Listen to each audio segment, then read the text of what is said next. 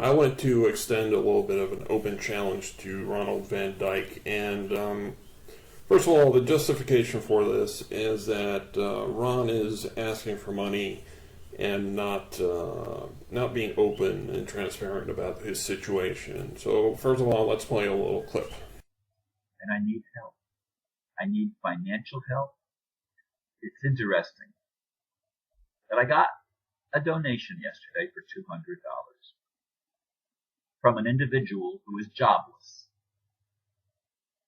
And this is not the first time this individual has helped me. She right now has no means of income, only the money that she has saved from a settlement in a lawsuit. That's all the money she has, and she's 3 times now, I think, three or 4 times since I had this major problem and had to go into surgery last year. 3 or 4 times she has donated money. One time $500, and I think at least twice $200. And I don't remember if there's any more than that, but at least those 3 things I'm sure of. And she doesn't have a job. And she's helping. I don't ask for money.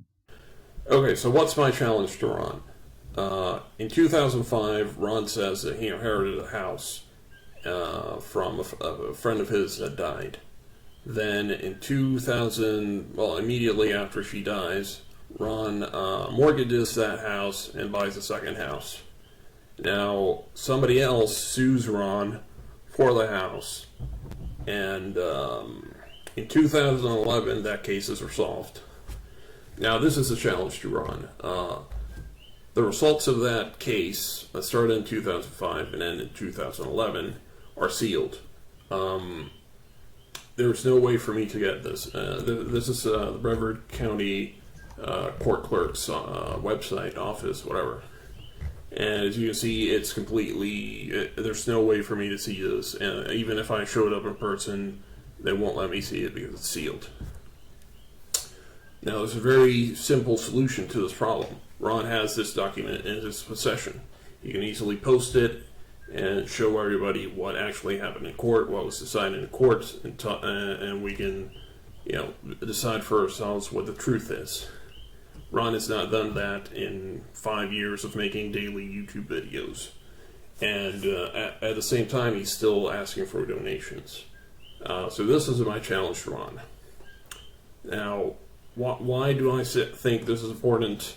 Because I have my suspicions that Ron is not being truthful about what actually happened in court and his entire story about inheriting the house.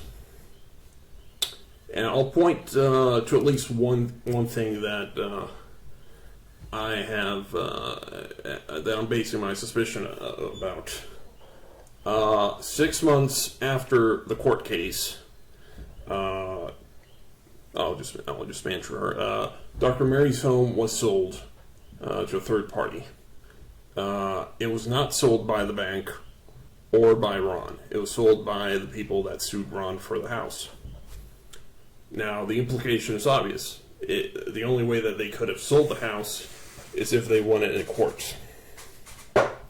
Which means that the court decided that Ron was not, probably decided that Ron was not the lawful inheritor of that property. Which means that Ron's entire argument against his current, the eviction in January, is false. For the simple, because essentially what Ron is arguing is that because the bank got the first house, they cannot evict him from the second house.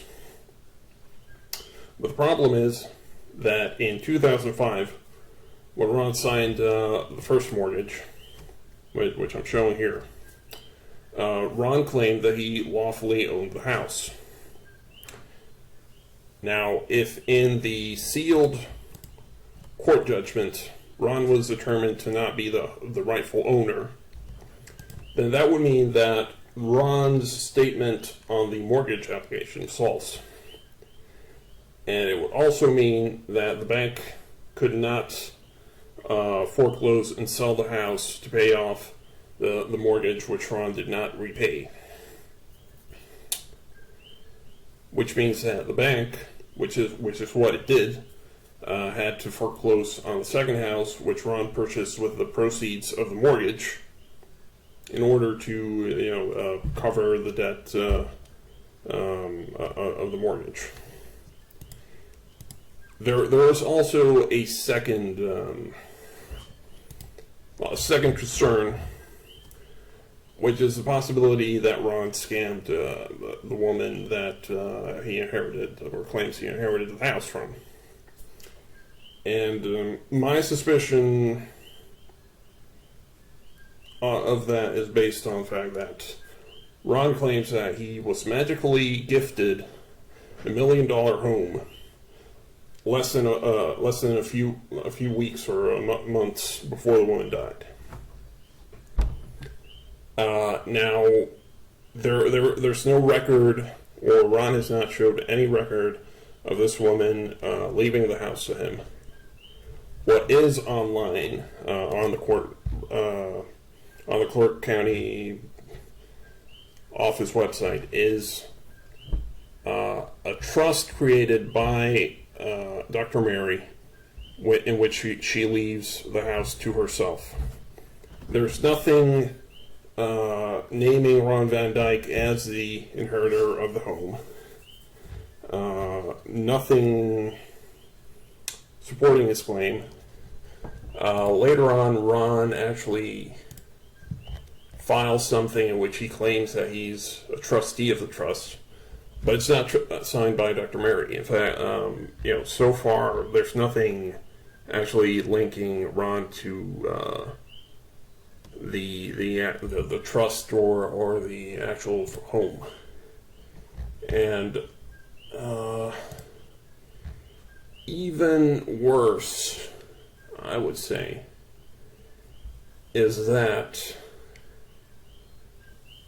I don't have it on me, but there was another document in which Dr. Mary did in fact leave, or claim to leave, the house to the people that sued Ron, but I don't actually have it on me. Actually, let me pause.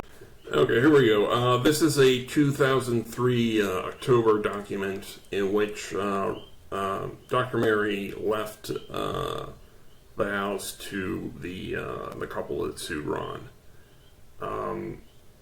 Now, there's nothing actually publicly available which would lead you to believe that this was later revoked or anything that I've been able to find. But the basic problem still persists.